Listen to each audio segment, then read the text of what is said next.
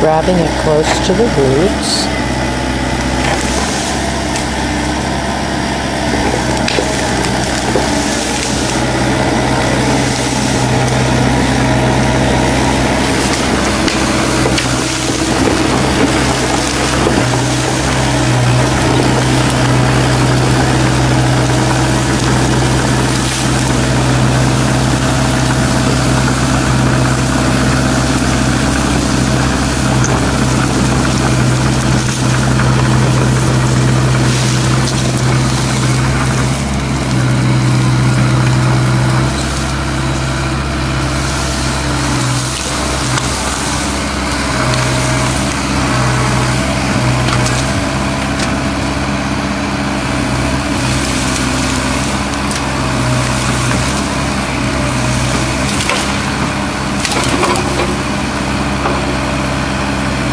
And I was going to come and pick up this end and put it up on the pile.